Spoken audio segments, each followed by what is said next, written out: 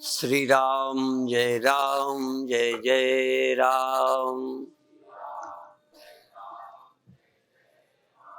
श्री राम जय जय राम। श्री राम जय जय राम। सच्चिदानंद भगवान की, सनातन धर्म की।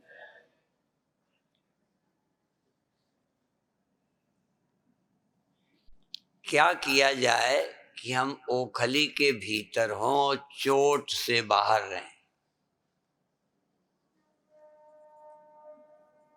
कहावत है ना, ओखली के भीतर और चोट के बाहर। संसार में रहें और मुक्त रहें। पद्म पत्र मीमांसा, जल में कमल का पत्ता रहे और अलिप्त रहे।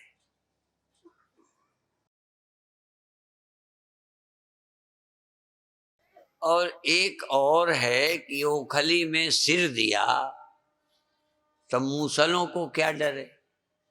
ओखली में सिर दिया तो वो तो पड़ेंगे, या तो सिर ना दो, नहीं डरो नहीं। कहीं भी हो, चाहे घर है, चाहे आश्रम है, चाहे सन्यास है, चाहे विवाह है। हाँ, जब उस रास्ते पे चले ही रहे हो तो उसकी तैयारी रखो। और यदि देह में आना है तो कुछ तो होगा।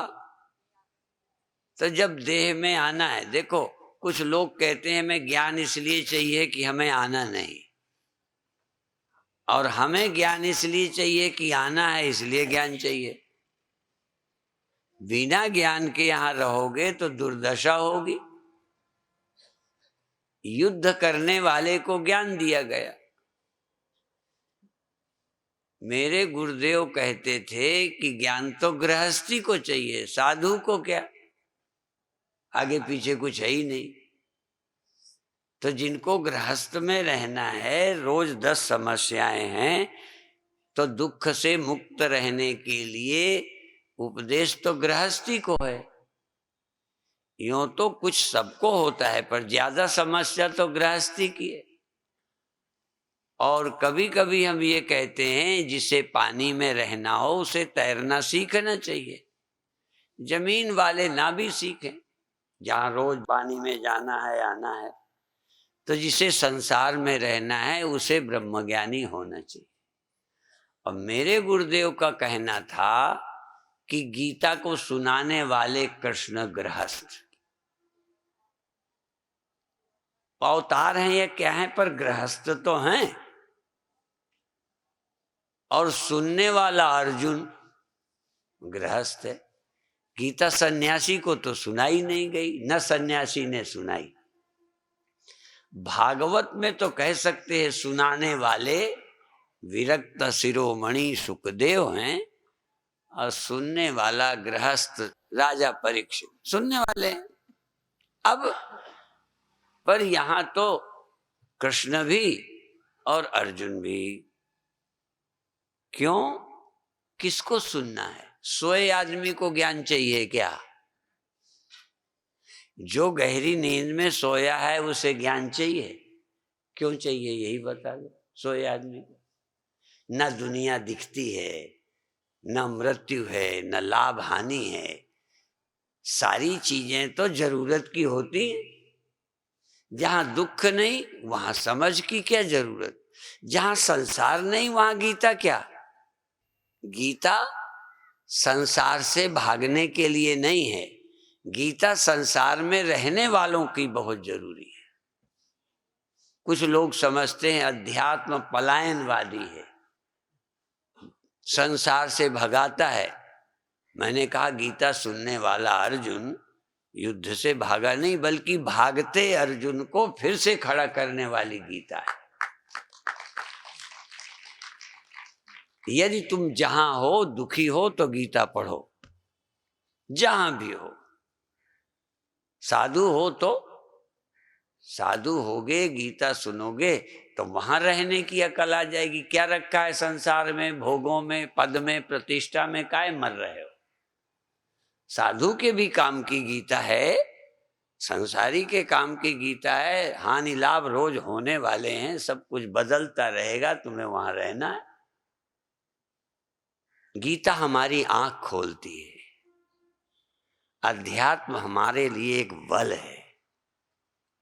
गहरी नींद में क्या बल की जरूरत? सृष्टि नहीं तो क्या समझ की जरूरत? जब प्रलय हो जाएगी तब क्या करना ज्ञान को? जब सृष्टि हुई नहीं तब तक क्या करना ज्ञान को?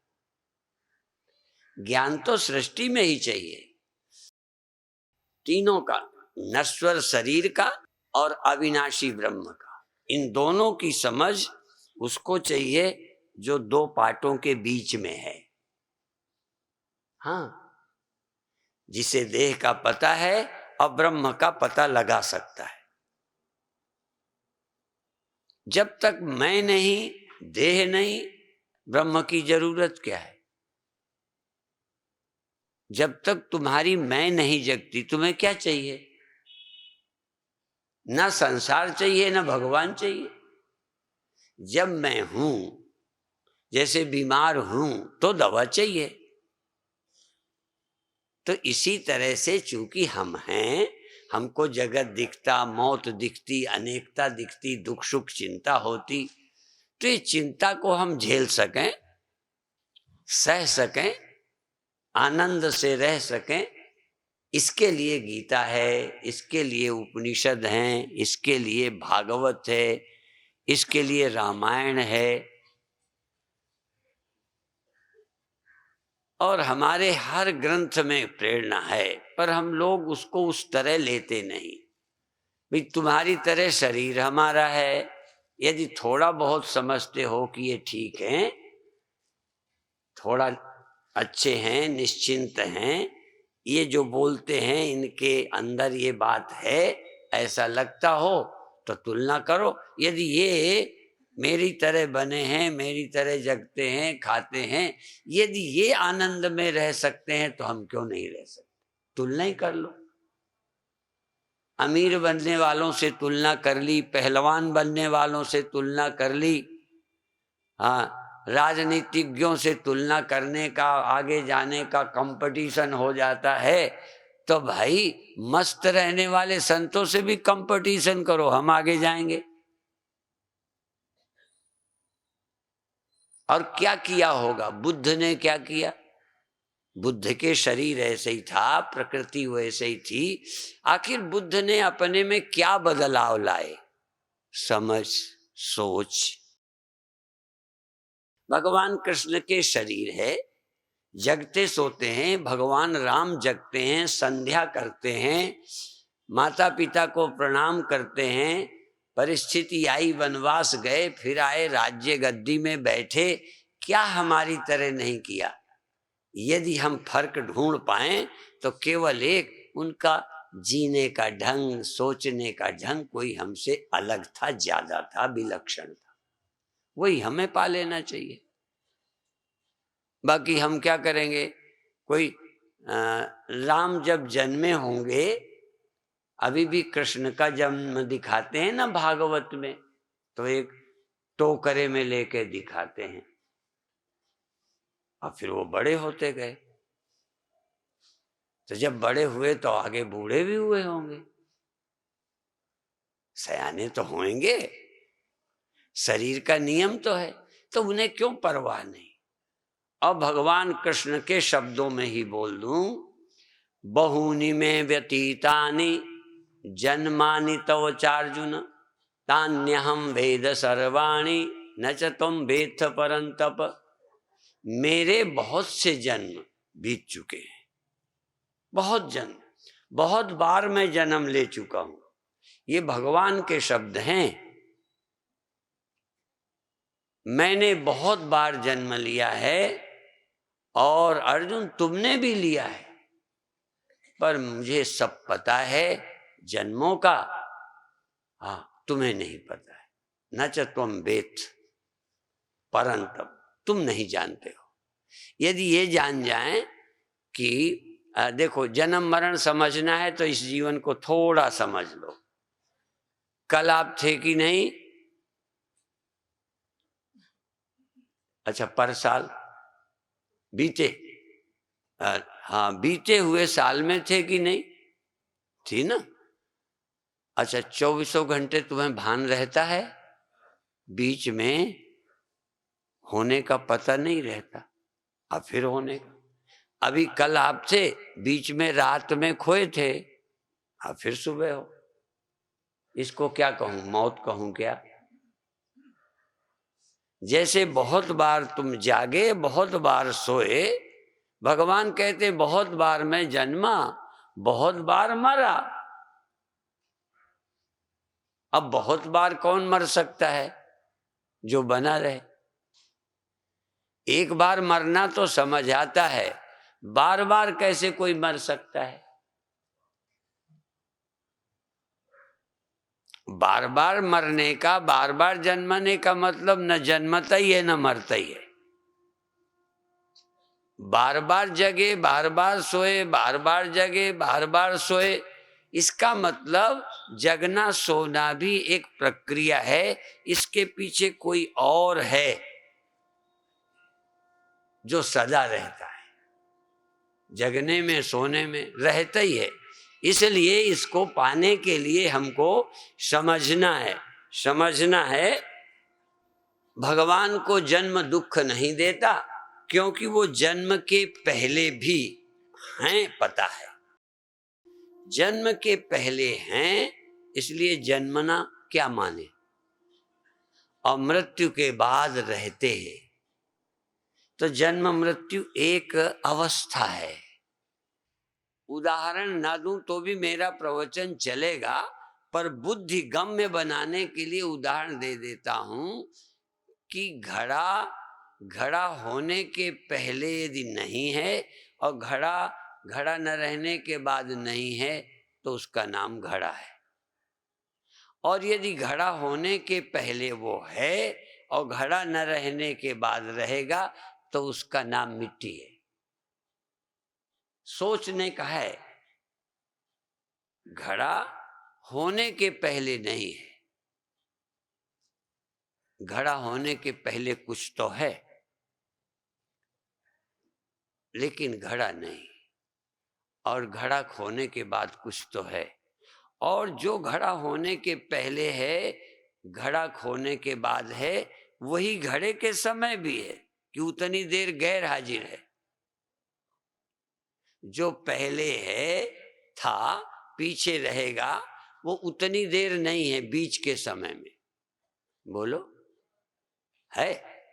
अच्छा, तो पहले जो था, पीछे जो रहेगा, उस समय भी है, ठीक? और उस समय दो हैं, एक घड़ा एक मिट्टी, और दोनों में सच कौन है? तो सच जब उस समय भी सच है और उस समय भी वो है जो सच है नहीं दिखता है। जो सच नहीं है दिखता है, हाँ बस, तो वही खो गया जो दिखता भर था। जो है की तरह दिखने लगा, क्यों दिखने लगा?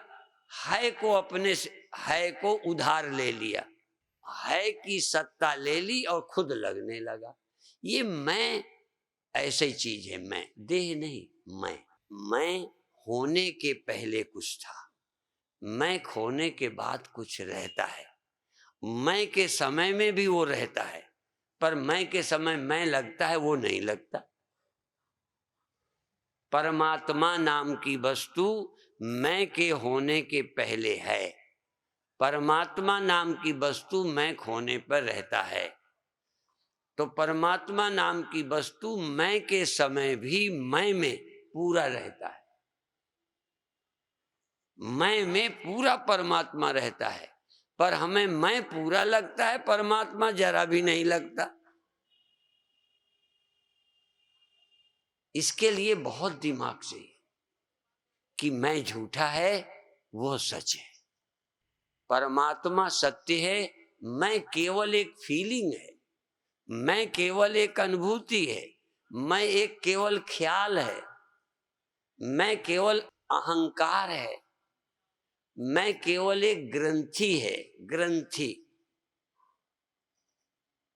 ग्रंथि में कपड़े में गांठ लगा के बताता हूं तो कपड़ा होता है और गांठ उसमें लगा के दिखा देते हैं और खोल दी नहीं है।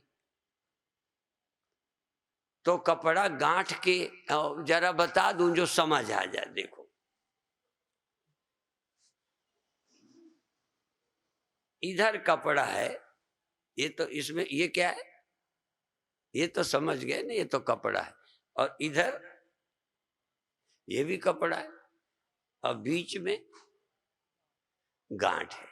ऐसी कई हो, कितनी गांठें हो इससे कोई नहीं, एक समझाना है। तो इधर कपड़ा इधर कपड़ा, माने इधर और उधर, देश की दृष्टि से उधर कपड़ा इधर कपड़ा, यहां गांठ। ठीक, अच्छा, पहले कपड़ा, जरा समझ, पहले कपड़ा पीछे कपड़ा बीच में गांठ, दो हैं, यहां वहां पहले और पीछे। समय की दृष्टि से पहले कपड़ा था, समय की दृष्टि से पीछे कपड़ा होगा, समय की दृष्टि से इस समय गांठ है। ये बात तो आसान है ना, ये बहुत सरल है जो बता रहा हूं, पर जो समझना है इससे कठिन कुछ है ही नहीं, कुछ इससे कठिन नहीं। करोड़ों लोग मर गए नहीं समझ सके, करोड़ों करोड़ों लोग इसको नहीं समझ पा रहे। पहले और पीछे माने पहले था पीछे रहेगा, अब है कोई, उसका नाम मैं है। और दूसरा, यहां मैं है, वहां भगवान, वहां भगवान, वहां भगवान, यहां मैं। ऐसे ही है ना, भगवान है ना सब जगह, सब जगह भगवान है, सर्वत्र भगवान है, सब में भगवान है और सदा भगवान है। अच्छा, तो पहले और पीछे और इधर और उधर, यहां और अब, और सब में जरा बता दूं, ये कम से कम 2-3 हो जाए तो सब हो जाएगा। हमारे यहां 3 में बहुवचन हो जाता है, ठीक है। तो इसमें कपड़ा, इसमें कपड़ा, उसमें सब में है नहीं। तो तुम में भगवान, मुझ में भगवान। प्रहलाद ने कहा ना, मुझ में, तुझ में, खड्ग खंभ में पूर रहा जगदीश। अच्छा, ये कितने बार नहीं सुना होगा, कितने लोगों से सुना नहीं होगा, पर ये क्लियर हो गया कि मुझ में, तुझ में, खड्ग खंभ में। क्यों नहीं क्लियर होता? या तो क्लियर करने वाले साफ इस विषय को नहीं करते, या तुम्हें साफ इस विषय के समझने में इंटरेस्ट नहीं है। हम बार बार देखो, हम भगवान को मानते हैं, पर हम ब्लाइंड फेथ में नहीं जीना चाहते, हम अंधविश्वास नहीं करना चाहते, हम समझना चाहते। स्वामी राम से एक बार किसी ने पूछा कि तुम भगवान को मानते हो? वो था नास्तिक, वो सोचता था ये कहेंगे हाँ मानते हैं, तो फिर हम उनसे कहेंगे कहाँ है।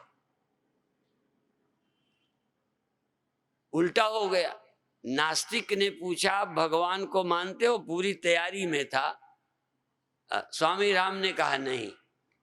अब क्या करें, हम मानते ही नहीं। तर्क तो तब करोगे कहाँ है कैसे है, उन्होंने कह दिया नहीं। तो उसने कहा फिर तुम साधु क्यों बने? जब भगवान को नहीं मानते तो ये सब क्या, क्यों बाबा बने? तो कहते हैं हम भगवान को मानते नहीं, हम जानते हैं। मानते तो बेवकूफ हैं, हम कोई बेवकूफ हैं, हम तो पता है भगवान का।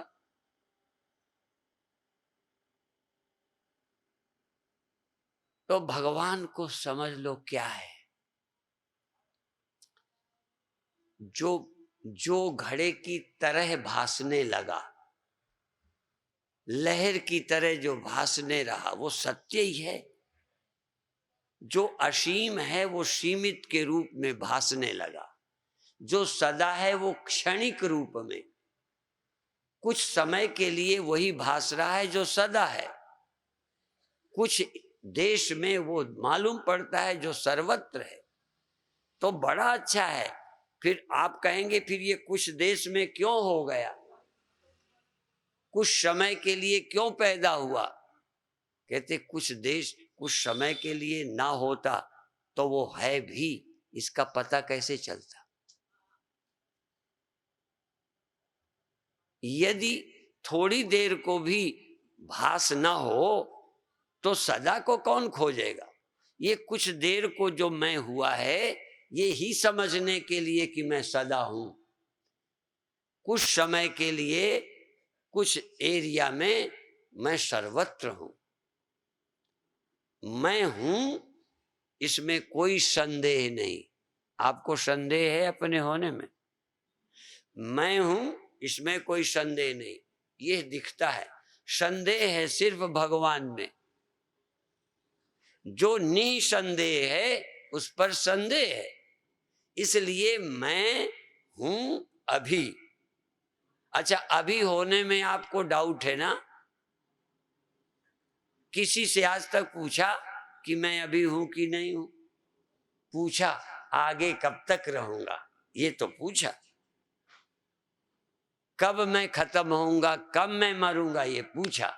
लेकिन अभी मैं हूं कि नहीं हूं किसी ने पूछा? इसलिए अभी होने में आपको कोई संशय नहीं। अच्छा, यहां हो कि नहीं इस समय पंडाल में? यहां हो। वहां हो क्या? इसमें? इसमें भी पक्का है, वहां हम नहीं है। वहां हम नहीं है, वहां। अच्छा, ऊपर? ऊपर हम नहीं है, नीचे नहीं है, यहां है। यहां होने में कोई शक नहीं, अभी होने में कोई शक नहीं, सदा होने में शक है। आपको सदा होने में डाउट है कि नहीं? अभी होने में संदेह नहीं, सदा होने में है। यहां होने में कोई डाउट नहीं, सब जगह होने में है। ठीक है। अब हमको खोजना है कि ये जो अभी हम हैं, यही जानना है कि हम सदा थे, सदा रहेंगे। अभी यहां हम हैं, ये खोजना है कि सब जगह हम हैं। ये हम हैं। देखो, हम आदमी हैं, इसमें शक नहीं है हमें, है ना?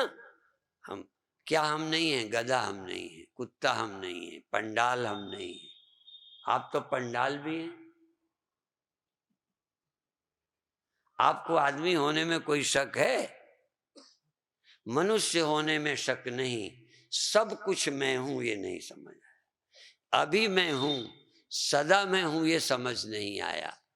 यहां मैं हूं, सब जगह हूं ये समझ नहीं आया। किसी किसी को समझ आया सब मैं हूं, सर्वत्र मैं हूं, सदा मैं हूं। इतना ही समझ में। अब जो सदा है उसे समझ नहीं आता, जिसे समझ आता है वो सदा नहीं है। ये देखो,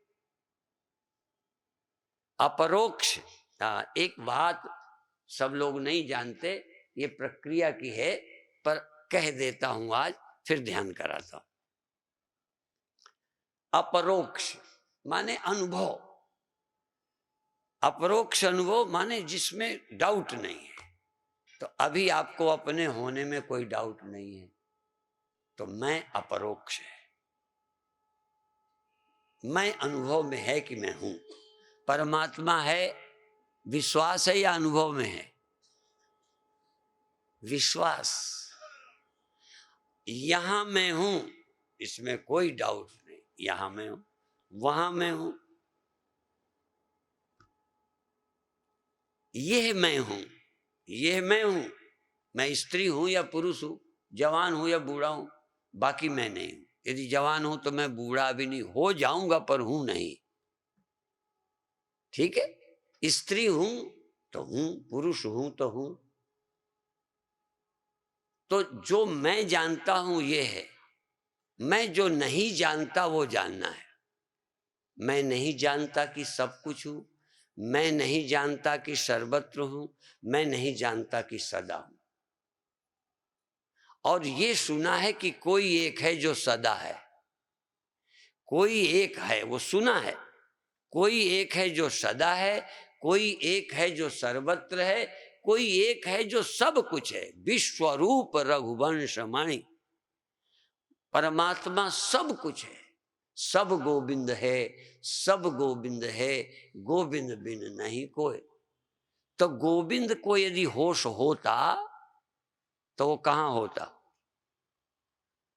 कल्पना करो जरा, तर्क करो, वकालत करो। यदि गोविंद होश में होगा तो अपने को क्या मानेगा? सब। कहां होगा? सर्वत्र। और जो गोविंद होगा वो बोलेगा कहां से? देखो, जहां से गोविंद जागा, होश में आया, वहां व्यक्ति बन गया। अंधेर व्यापक भी यदि बोला तो व्यक्ति बना, व्यापक यदि बताने आया तो एक जगह हो गया, थोड़े समय के लिए आया, सदा न रहा गोविंद। हां, यदि आया तो सदा न रहा, आया तो सर्वत्र न रहा, व्यक्ति बना तो सब कुछ न रहा। तुम सब कुछ हो, तुम भी गोविंद ही हो, पर हो जाने के कारण अब तुम सब कुछ नहीं हो, सिर्फ व्यक्ति हो। तुम सदा नहीं हो, इस समय हो, और सर्वत्र नहीं हो, यहां हो। तो गोविंद यदि होता है तो व्यक्ति हो जाता है। गड़बड़ तो ये है। धन्य है गोविंद, जब तू हुआ तो गोविंद बना रहा। हम चाहते हैं तुम भी व्यक्ति हो जाओ और फिर भी ब्रह्म बने रहो। यह है अध्यात्म। व्यक्ति हो जाओ, एक समय में लहर हो जाओ, फिर भी तुम पानी बने रहो। एक जगह होने पर सब जगह बने रहो, एक लहर होने पर सब लहरें तुम ही रहो। समझो अब गोविंद गोविंद हो गया। पहले गोविंद व्यक्ति हो जाता है, फिर व्यक्ति गोविंद हो जाता है। पहले ब्रह्म जीव हो जाता है और फिर जीव होकर ब्रह्म हो जाता है। पहले नारायण नर बन गया है, अब बारी है नर नारायण बन जाए। जो नर से करनी बने तो नर नारायण हो। मैं थोड़ा ऐसे बोलता हूं, जो नर से समझत बने। करनी तो खूब कर ले, बड़ा बन जाएगा, तगड़ा बन जाएगा थोड़ा, पर सदा नहीं। करनी से करके सदा कैसे होगे? तुम किसी मिट्टी को मिट्टी नहीं बना सकते करके। करके घड़ा बना सकते, सकोरा बना सकते, ईंटा बना सकते, मकान बना सकते, दीर्घायु बना सकते, पर सदा और सर्वत्र कैसे बनाओगे? सदा और सर्वत्र है, ये समझना होगा। तुम करोगे तो व्यक्ति ही बनोगे, इसलिए करके बने हो व्यक्ति और समझ के हो जाओ ब्रह्म। अब हम थोड़ी देर ध्यान करेंगे। है तो कठिन रास्ता, यह गुण साधन ते नहीं हुई, तुम्हारी कृपा पाओ कोई कोई। पर यदि तुम व्यक्ति न बनते तो तुम सर्वत्र हो, ये समझाने का अवसर होता, समझने का। जैसे व्यक्ति बनना जरूरी है, ऐसे ही साधना करना जरूरी है, पर यह गुण साधन ते नहीं हुई। जैसे व्यक्ति ब्रह्म होने में बाधा भी है और व्यक्ति हुए बिना ब्रह्म हुआ नहीं जा सकता। ऐसे ही साधना से तुम ब्रह्म नहीं होगे, पर बिना साधना के ब्रह्म हो समझा नहीं जा सकता। इसलिए साधना आवश्यक है, पर साधना अंत तक नहीं ले जाएगी। अंत में तो फिर गुरुवाणी, ब्रह्मवाणी, उपनिषद वाणी ही तुमको पूर्ण करेगी। वाणी के अलावा कोई सहारा नहीं है। तो अब आप आंख बंद करिए।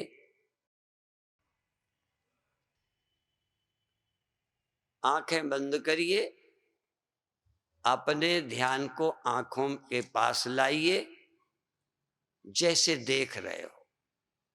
पूरे आंखों पे आ जाओ, जैसे देखने के लिए आंख पर होते हो। जैसे कोई खिड़की खोलकर खिड़की से बाहर झांकता है। अब खिड़की बंद कर लो, पर बैठे रहो खिड़की में। ऐसे ही आंखें बंद करो, आंखों पर बैठ जाओ। और अब श्वास लीजिए। श्वास को पूरे देह में पहले भरिए और फिर निकालिए। जैसे गुब्बारे में हवा भरते हैं और फिर निकाल देते हैं। बच्चे बार बार गुब्बारा फुलाते हैं और फिर हवा निकालते हैं, उनको मजा आता है। गुब्बारे में हवा भरते हैं फिर निकालते हैं। तुमको बांध करके गुब्बारे को नहीं टांगना, बस गुब्बारा फुलाने का, हवा निकालने का, फुलाने का, हवा निकालने का आनंद लेना है। इसी तरह से आप शरीर में हवा भरिए और फिर निकालिए। जब भरिए तो पेट, छाती, शरीर थोड़ा फैल जाए, थोड़ा फैल जाए। हवा भरिए, शरीर को फैलने दीजिए। हवा निकालिए, शरीर को सिकुड़ने दीजिए। जैसे लोग सीना फुलाते हैं, आप पूरे शरीर को फुलाइए। कैसे फुलाओगे? तुम मत फुलाओ, हवा जाएगी, आप ही कुछ करेगी। आपको हवा भरनी गुब्बारे में, आप ही फूल जाएगा। हवा निकालना, आप ही सिकुड़ जाएगा, रिलैक्स हो जाएगा, शिथिल हो जाएगा। आप शरीर में हवा भरिए,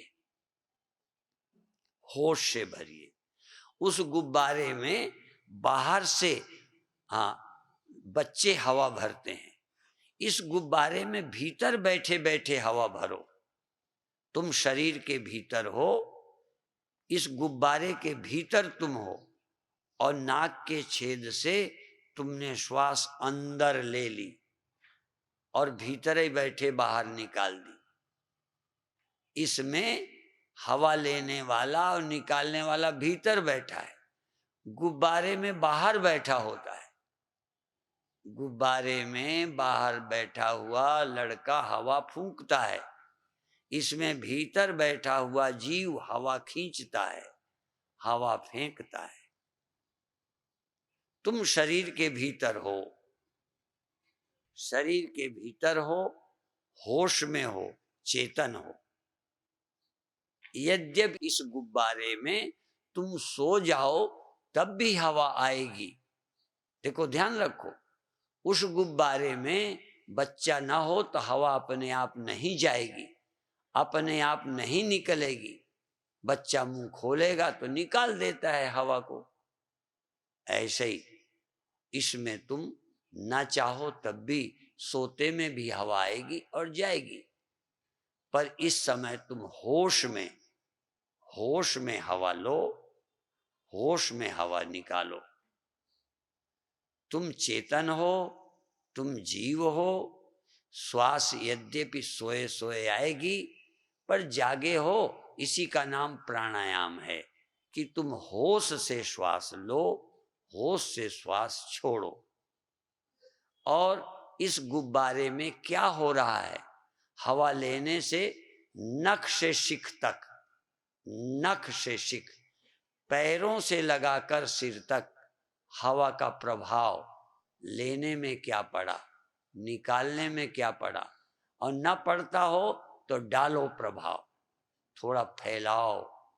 धीरे धीरे धीरे सारे शरीर में हवा पहुंचा दो। नस नस में, नाड़ी नाड़ी में, रक्त के एक एक कण में हवा पहुंचाओ और पूरी हवा धीरे धीरे निकालो। हवा निकालते जाओ, शरीर सिकुड़ता जा रहा है, पेट सिकुड़ रहा, शरीर सिकुड़ रहा, हवा निकल गई, शरीर फैल रहा, फैल रहा, पेट, छाती, गला, सिर सब फैल रहा।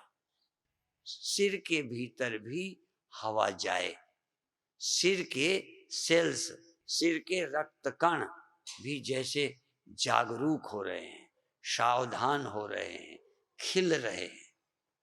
सिर की एक एक नस में हवा पहुंच जाए, शरीर का कोई हिस्सा हवा से वंचित ना हो। थोड़ी बहुत तो हवा सदा रहती है जो रक्त को चलाती रहती है। ब्लड का सर्कुलेशन हवा से, प्राणों से हो ही रहा है, वो पहले ही हो रहा है। फिर तुम क्या करते हो? और भी हवा भरते हो और भी निकालते हो। वृक्ष में भी प्राण वायु काम करती है, रस बनाती है, पेड़ को बढ़ाती है। प्राण तो सतत काम करता है, प्राण थकता ही नहीं। सारी दुनिया, इंद्रियां थक जाती, मन थक जाता, देह थक जाता, प्राण नहीं थकता। वो शरीर में रक्त संचार करता है और प्राण जब शरीर को छोड़ देता है तो शरीर सड़ जाता है। प्राण के उत्क्रमण का नाम मृत्यु है, मन के न रहने का नाम मृत्यु नहीं है। मन के न रहने का नाम सोना है, प्राण के निकलने का नाम मृत्यु है। प्राण जब तक रहे आप बेहोश रह सकते हो, कोमा में रह सकते हो, लेकिन मर नहीं सकते। पागल मरता नहीं, सोया मरता नहीं, कोमा वाला मरता नहीं। प्राण इस शरीर की रक्षा करता है। अब तुम ये प्राण तो 5 हैं, बल्कि 10 तक हैं, तो 5 प्राण हैं जो काम कर रहे हैं। प्राण अपान उदान व्यान समान शरीर में काम करता है, बल्कि प्राण के कारण ही श्वास ले रहे और छोड़ रहे। अंदर इस शरीर में व्याप्त प्राण, इस शरीर में व्याप्त प्राण शरीर की रक्षा करता है, रक्त संचार करता है, रक्त के कणों को जीवित रखता है। प्राण निकल जाए, रक्त कण मर जाएंगे। इसीलिए तुरंत आंखें निकाल के किसी को लगाई जा सकती है। ये गुर्दे चेंज कर देते हैं, पर कुछ देर के बाद ये मर जाते हैं। इस प्राण के द्वारा एक एक सेल को जिंदा कर दो। 2 प्राण भी रहे और सजगता रहे। सजगता मन बुद्धि का स्वभाव है, जीवित रखना प्राण का स्वभाव है। चेतनता और क्रिया प्राण की क्रिया है, प्राण में क्रिया शक्ति है, मन बुद्धि में ज्ञान शक्ति है। ज्ञान शक्ति क्रिया शक्ति का मेल है शरीर। दोनों रहें। प्राण श्वास लीजिए, शरीर के अंदर बड़े प्यार से लीजिए। अब धीरे धीरे आराम की श्वास लो, आराम की लो, लेकिन सिर्फ होश रखो कि शरीर में क्या हुआ लेते में। शरीर के एक एक कण को अनुभव करो, शरीर के प्रति जागो। श्वास आई, क्या हुआ पेट पर, क्या हुआ पीठ पर, क्या हुआ हाथों पर, क्या हुआ सिर पर, जंघा पर, पैरों पर, पूरे शरीर का होश रखो। अब श्वास लेकर कुछ सेकंड रुको और फिर छोड़ दो। श्वास भरो, श्वास रोक दो, अनुभव करो रुके हुए क्षण पर क्या होता है। गुब्बारे में हवा भरकर मुंह बांध कर टांग दीजिए, धीरे धीरे हवा कम हो जाती है, लीक कर जाती है। कभी कभी भरा हुआ हवा से गुब्बारा फूट जाता है, कभी महीनों बना रहता है। ऐसे ही अब आप शरीर में हवा भरो, थोड़ी देर रोको, जबरदस्ती नहीं करो, बहुत देर तक नहीं, थोड़ी देर रोको, जितनी देर प्रसन्नता रहे। एकाग्रता, प्रसन्नता, चैतन्यता, साधना के 3 सूत्र, प्रसन्नता, एकाग्रता और चैतन्यता। ये मन का है, क्रिया प्राण की है। क्रिया और ज्ञान दोनों मिलाओ, श्वास लो, रोको, ये क्रिया शक्ति। होश में रहो, चैतन्य रहो, प्रसन्न रहो, ये मन बुद्धि का है। मन बुद्धि और प्राण, परमात्मा से पहले प्राण हुआ, फिर मन हुआ, फिर सृष्टि। इसलिए इनका दोनों का मिलन करो, प्राण और मन। मन का प्राण का बड़ा गहरा संबंध है। प्राण रुकता है तो मन रुक जाता है, मन रुकता है तो प्राण रुक जाता है। अभी प्राण को रोककर मन को रोको, एक क्षण आएगा मन रोकेंगे तो प्राण रुक जाएगा। अभी श्वास लो, रोको, फिर छोड़ दो, फिर श्वास लो, रोको, थोड़ी देर फिर छोड़ दो। क्यों श्वास रोको? मन रोकने के लिए। मन ठहर जाए, सजगता बढ़ जाए, एकाग्रता आ जाए, इसके लिए श्वास रोको। श्वास के रोकने से मन रुकेगा। और ध्यान भी रखो कि रुक गया श्वास। अब कभी कभी 1-2 बार श्वास छोड़कर रुको, अंतर कुंभक, बाह्य कुंभक। श्वास ले लो और निकाल दो, निकाल कर थोड़ा रुको, होश में रहो, श्वास निकाल दो, रुक जाओ। क्योंकि जब श्वास बाहर रहेगी तो शरीर भर का व्याप्त प्राण समिट कर पेट की ओर आएगा, सारे शरीर की प्राण शक्ति खींचने लगेगी। श्वास भरने से प्रेशर फैलाता है, श्वास निकालने पर शरीर का प्राण सिकुड़ता है। जब भी जगह खाली होगी तो शरीर का प्राण खाली जगह में दौड़ेगा, खाली जगह की ओर आएगा। कहीं की हवा निकालोगे वैक्यूम, तो इधर उधर की हवा उधर को आएगी।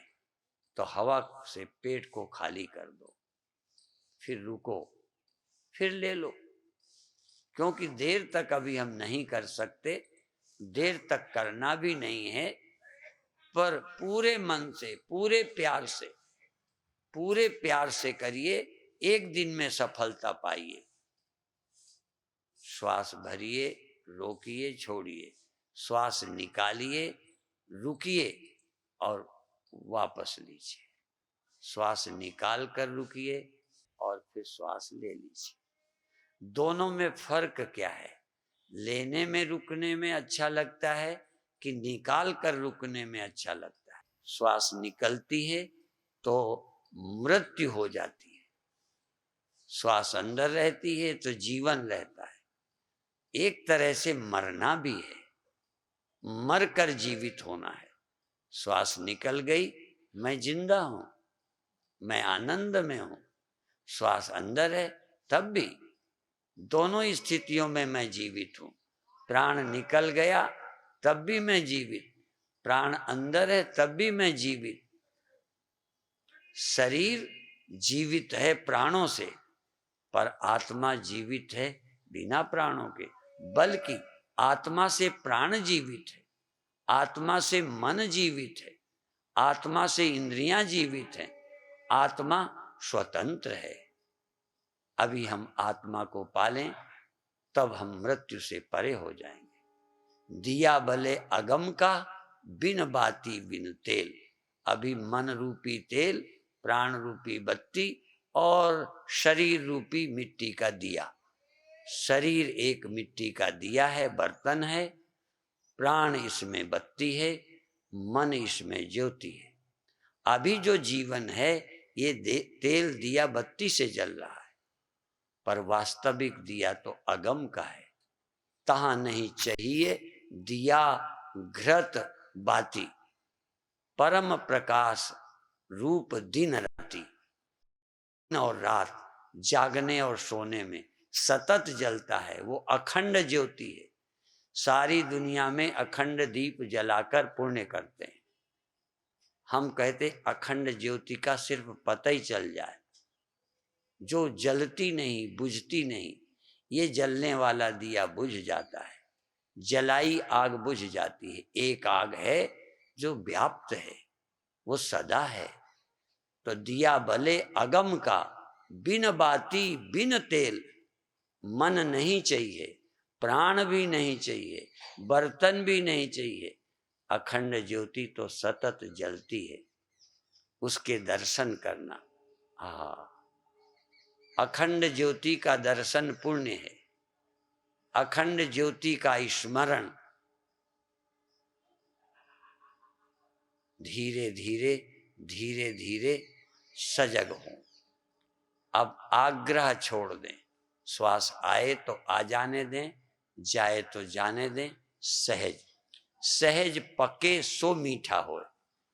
अब अधिक प्रयत्न नहीं, प्रयत्न शिथिल, प्रयत्न घटता जाए, सजगता बढ़ती जाए, प्रेम बढ़ता जाए, प्रसन्नता बढ़ती जाए, करना घटता जाए, करना जीरो तक पहुंचा दो। अब क्रिया से निष्क्रियता की ओर, करने से न करने की ओर, पाने से खोने की ओर। हाँ, खो, क्या लेना देना। धीरे धीरे श्वास आई आ गई, चली गई चली गई। सिर्फ मैं जाग रहा हूं, आई तो क्या हुआ, गई तो क्या हुआ। और अब इस आती जाती श्वास में प्रभु का नाम राम राम राम राम राम, केवल अंदर नाम का सुमिरन हो। सब छोड़ दिया, धीरे धीरे न तन ही रहा, ना मन ही रहा। कोई जरूरत नहीं, सब कुछ है, पर अब मैं बिना तेल का, बिना बत्ती का, बिना बर्तन का जग रहा हूं। दिया भले अगम का, बिन बाती बिन तेल। ये चैतन्य आंखों के आश्रित नहीं। आंखें जरूर चैतन्य की आश्रित हैं, कान चैतन्य के आश्रित हैं, देह चैतन्य के आश्रित है। चैतन्य किसी के आश्रित नहीं है, आश्रय तो परम चैतन्य है। इसलिए अब दिया अगम का जल रहा है, बिना बत्ती के, बिना तेल के, बिना किसी के सहारे के, बल्कि ज्योति के सहारे सब भास रहे। ज्योति तो आंखों को रोशन करती, कानों को जगाए है, देह को जीवित किए है, देह भासता है। और मैं किससे भासता हूं? मैं स्वयं ज्योति हूं। आत्म ज्योति, स्वयं ज्योति, चैतन्य ज्योति, स्वतंत्र ज्योति। आंख स्वतंत्र ज्योति नहीं, कान स्वतंत्र ज्योति नहीं, नाक स्वतंत्र ज्योति नहीं, त्वचा स्वतंत्र ज्योति नहीं, मन स्वतंत्र ज्योति नहीं, अहंकार भी स्वतंत्र नहीं, परम स्वतंत्र है। आहा, ये चैतन्य परम स्वतंत्र है। धीरे धीरे सर्वरहित, सर्वावभाषक, सर्व साक्षी, स्वयं चैतन्य, चैतन्य से भासता है। चैतन्य किससे भासे? ये तो चैतन्य स्वयं चैतन्य है। श्वास श्वास में नाम रट, श्वास वृथा जन खोए। श्वास वीरानी पाहुनी, आवन होए न होए। श्वास आए ना आए, कब ना आए कब चली जाए। इसलिए श्वास श्वास में क्या कर, आत्मा का स्मरण कर। श्वास मिली है अपने पाने के लिए, शरीर पाने के लिए नहीं। शरीर भी मिला, श्वास भी मिली अपने घर जाने के लिए, अपने पाने के लिए।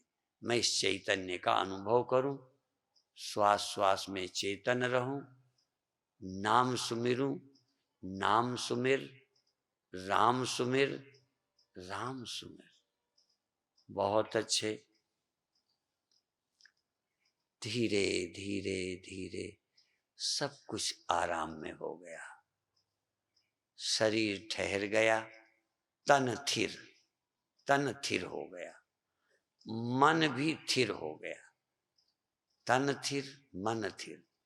अब क्या थिर? वचन। क्या वचन? राम राम राम। एक वचन थिर। वाणी भी थिर हो गई, तन थिर हो गया, मन थिर हो गया। एक अंदर की जो परा वाणी है या पश्यंती वाणी है, उस वाणी में राम राम राम परा वाणी चल रही है। इस परा वाणी को स्थिर करो। ये बार बार यही शब्द दोहराओ। परा वाणी सुना होगा, पहले भी मैंने यही कहा, ये जो जिस वाणी को लोग सुनते हैं ये बैखरी वाणी है।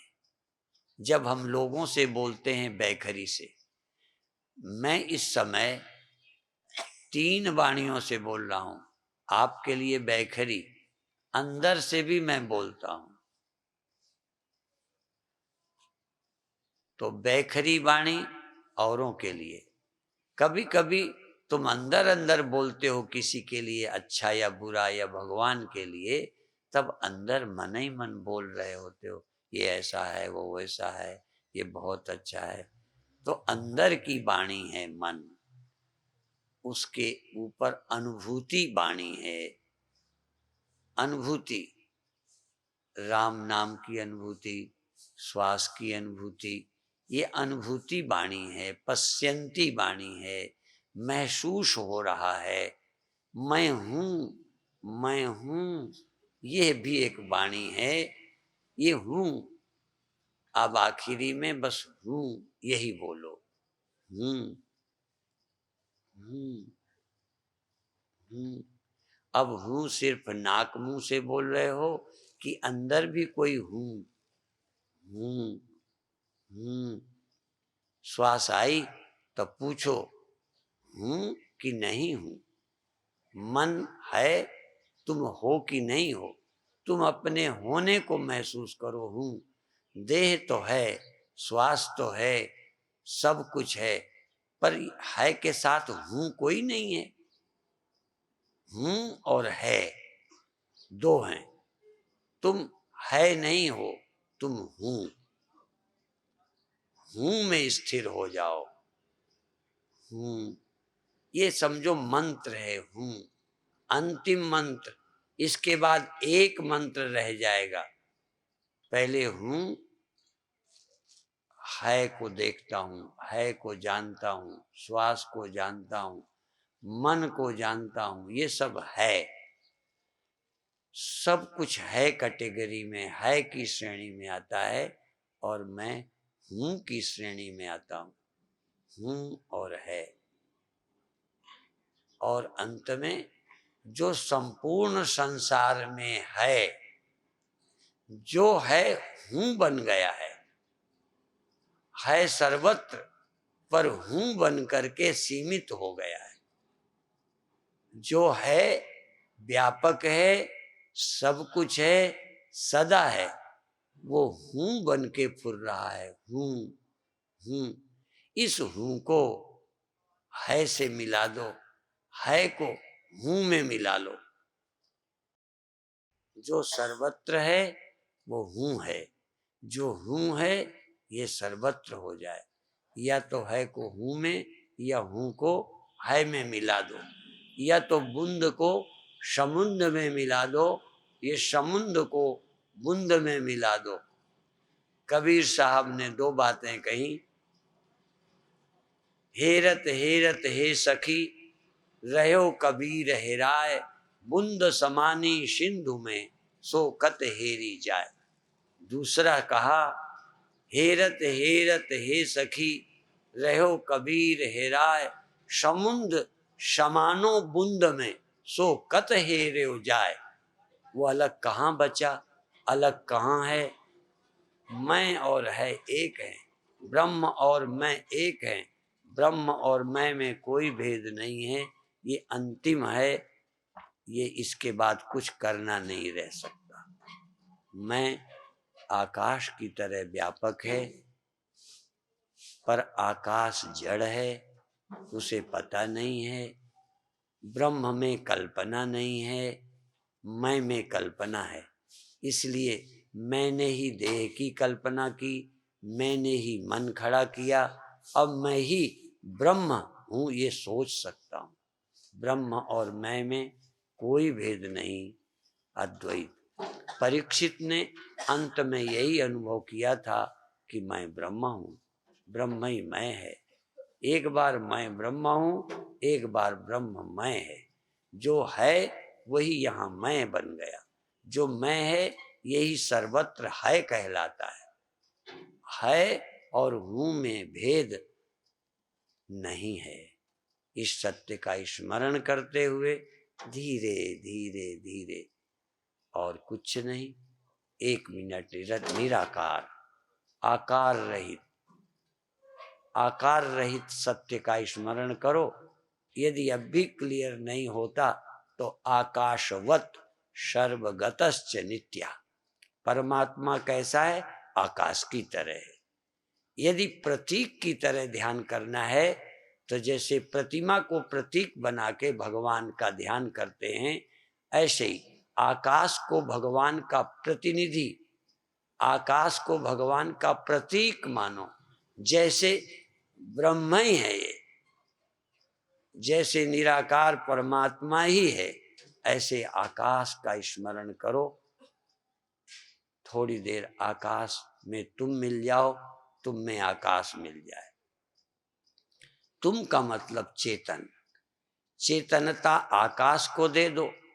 आकाश को पता ही नहीं कि मैं हूं, तुम्हें पता है कि आकाश है, तुम जानते हो कि आकाश है, आकाश को नहीं पता कि मैं हूं आकाश।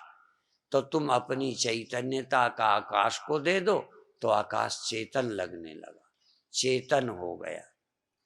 और तुम आकाश से मिल जाओ तो तुम व्यापक हो गए।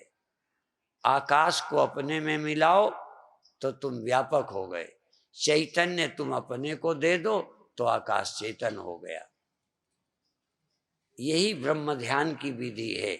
मैं और आकाश, मैं नहीं तो आकाश का पता न चलेगा,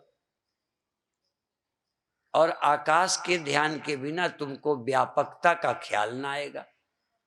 तुम व्यापक होने के लिए आकाश से मिलो और आकाश के साथ चैतन्यता दे दो और तुम ही आकाश बन जाओ। ध्यान करते करते ध्येयाकार, ध्येय रूप हो जाओ। ध्यान करते करते तुम आकाश हो गए, आकाश में मिल गए। तुम्हारा किनारा नहीं है, तुम्हारा आकार नहीं है, तुम शून्य हो। शून्य माने अभाव नहीं, तुम अस्तित्व हो, निराकार। ऐसे ध्यान करते करते करते शून्य और तुम एक हो जाओ। आकार से छोड़ो, निराकार में मिलो। देह से मिलकर देहाकार हो गए, मन से मिलकर चंचल हो गए, आकाश से मिलकर अचंचल भी हो जाओगे, स्थिर भी हो जाओगे। आकाश से मिलकर निर्विकार भी हो जाओगे। आकाश से मिलकर हाँ व्यापक अनंत हो जाओगे। तो तुम आकाश की अनंतता अपने में ले लो, अपनी चैतन्यता आकाश को दे दो। आकाश और तुम मिलकर ध्यान में एकाकार हो जाओ। तुम ही चेतन, तुम ही आकाशवत हो, आकाश की तरह तुम ही हो। एतद आत्मना आकाशा संभूता, इस आत्मा से ही आकाश हुआ है। इस आत्मा की अनुभूति आकाश है। ऐसे 1 मिनट बस आकाश से मिलो, एक हो जाओ, फिर धीरे धीरे धीरे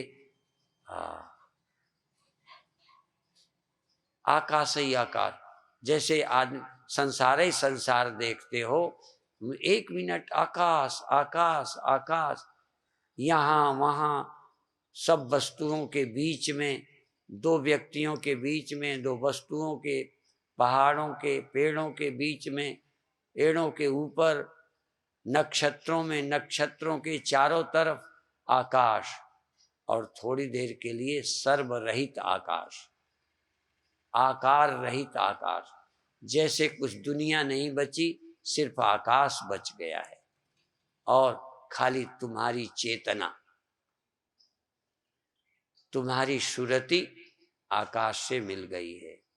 आकाश और तुम एक होकर बच गए, आकार खत्म, निरंकार बच गया, निराकार बच गया, चैतन्य निराकार। ये आकाश है, तुम चिदाकाश हो। तुम चिदाकाश हो, चैतन्य आकाश हो। ऐसा स्मरण करते करते अब हड़बड़ा के नहीं,